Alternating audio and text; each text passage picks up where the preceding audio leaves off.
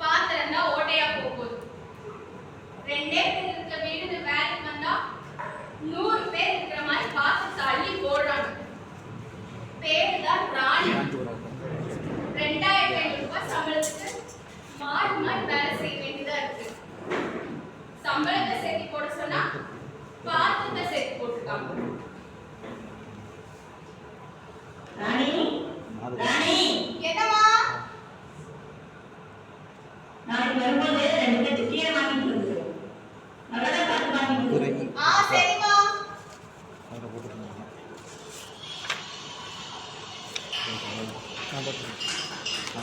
நல்ல சக்திவான போட்ட தகவல் மேலே நாளைக்கு நாங்கள்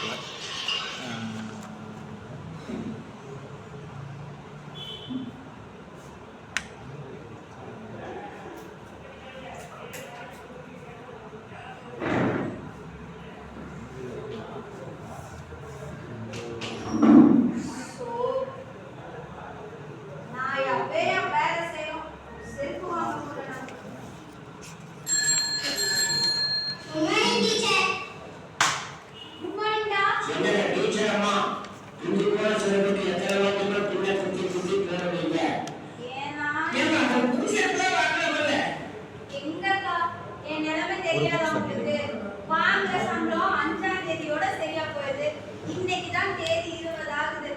10 நாள் ஓட்டணுமேக்கா. வாங்குற 12,000 ரூபாய் சம்பளத்துக்கு 18 மணி நேரம் வேலை செய்ய வேண்டியதா இருக்கு. ஸ்கூல்லையும் ஆடு மாதிரி வேலை செய்யணும். வீட்லையும் நாய் படாத மாதிரி அண்ணா சாயந்தரம் வரும்போது அவரை ட்ரெஸ் வாங்கிருக்கேன். அதெல்லாம் வாங்கி பண்ணிருக்கீங்கன்னா அதுக்கு வேற திட்டு வாங்கணும்.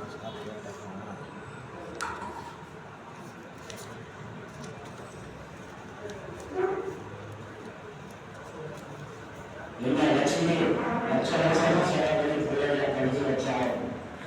பிள்ளைங்க கஷ்டப்பட்டு அது பார்த்தலாடி.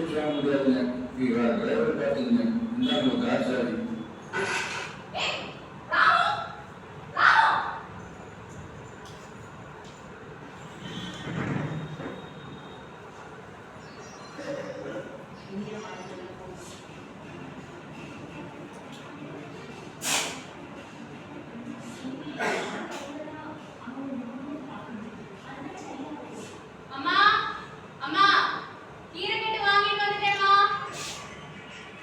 துவைக்கிறதுக்கு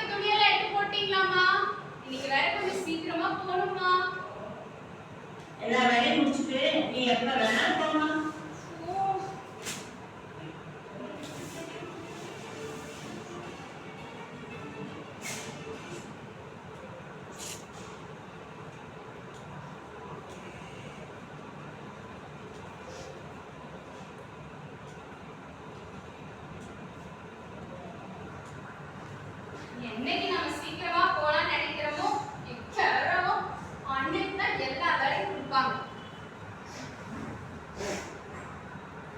இன்னைக்காவது சம்பளத்தை சேர்த்து கேட்கணும்.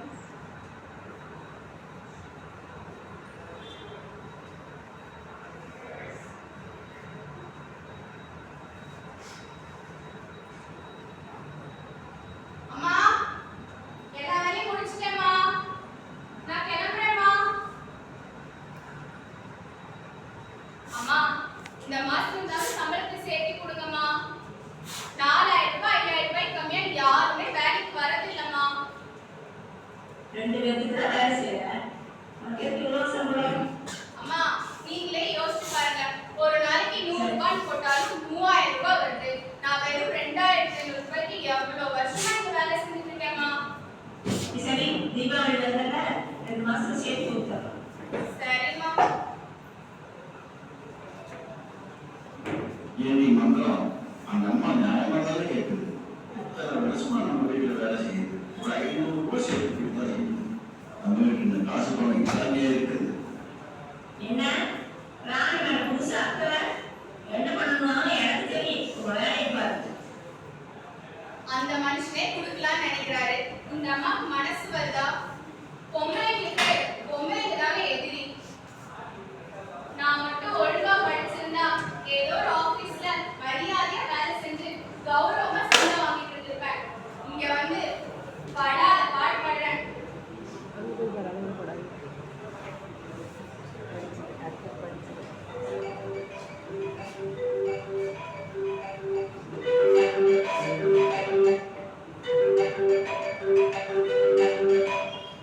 பா, சொல்லுங்கப்பா, எப்படிப்பா இருக்கீங்க?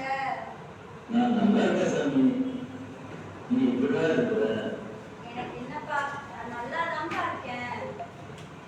அவரு வேலைக்கு வரலாம். இன்னும் புதுசாக இருக்கணும். இல்லப்பா, அப்படியே தான் போகுதுப்பா. தப்பு பண்ணிட்டு இப்போ தோணுதுப்பா.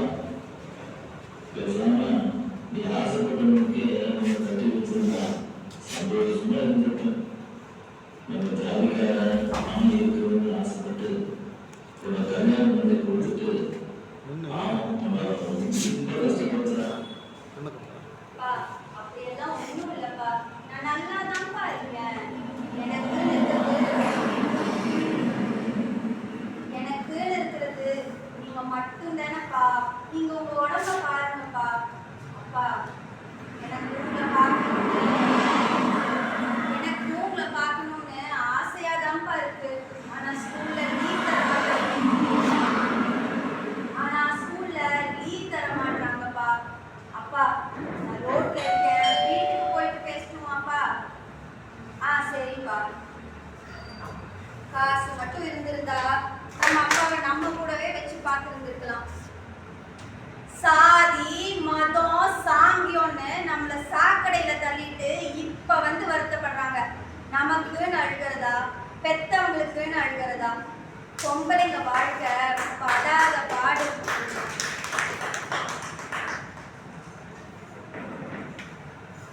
ஆமாமா சொன்னாங்க. நான் கூட கேள்விப்பட்டேன். Okay, I call you.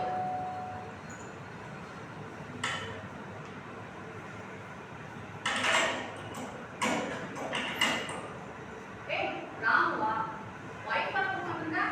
வாங்கம்மா, நல்லா இருக்கீங்களா? பாப்பா எப்படி இருக்கா? உள்ள வாங்க. பாப்பா ரொம்ப நல்லா இருக்காமா. உங்களுக்கு இருக்குதா? அம்மா, இவர் பண்ண தப்புக்கு நான் மன்னிப்பு கேட்டுக்கிறேம்மா.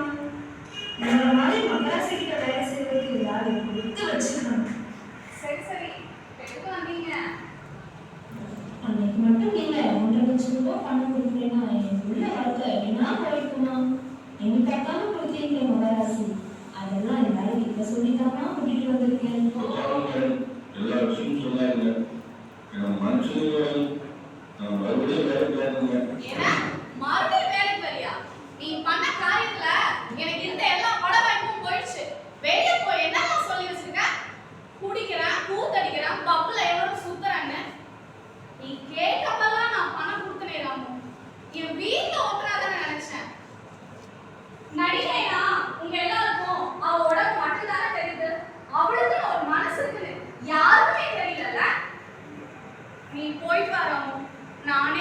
ஒன்றும் பண்றேன். பணம், புகழ், பேர் இது எல்லாம் இருந்தும் மனசுல நிம்மதி இல்லாம படாத பாடுபடுறேன் நான்.